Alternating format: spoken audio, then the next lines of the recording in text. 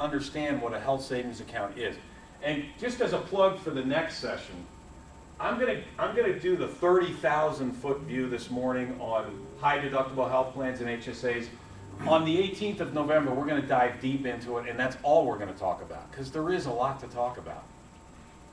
There's IRS filing forms, there's a lot of stuff that goes along with that, but they're very simple to get set up. So implement a high deductible health plan. Again, I already told you that this is my premise.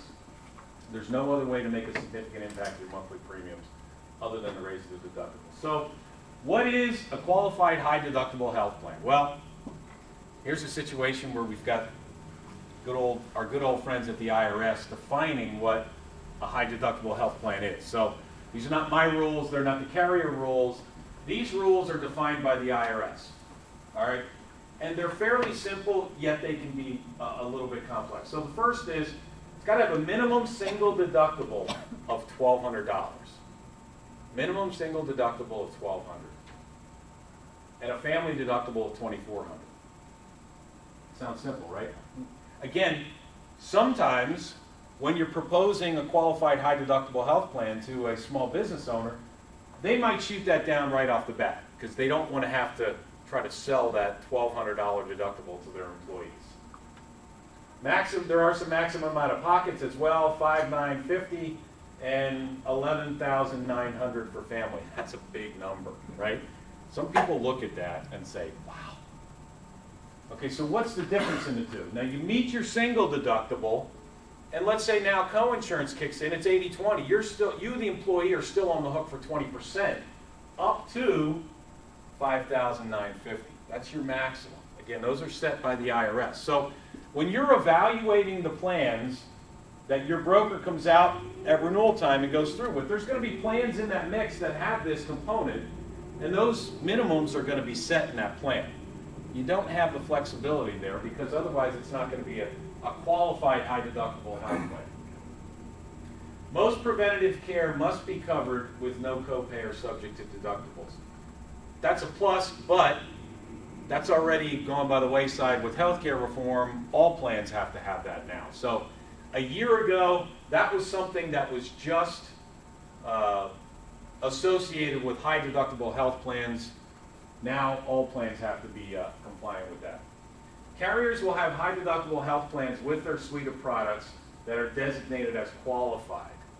That's the key, because you could have a plan in that carrier's mix that's $1,500 deductible, but if it's not deemed qualified, then you can't set up that HSA component with it. And we're going to talk about the main difference right here with what's qualified or not. And this is a little confusing. It can be a little tricky. All right, so a traditional plan, you've got a single deductible and you've got a family, right? Families usually no more than twice the single rate.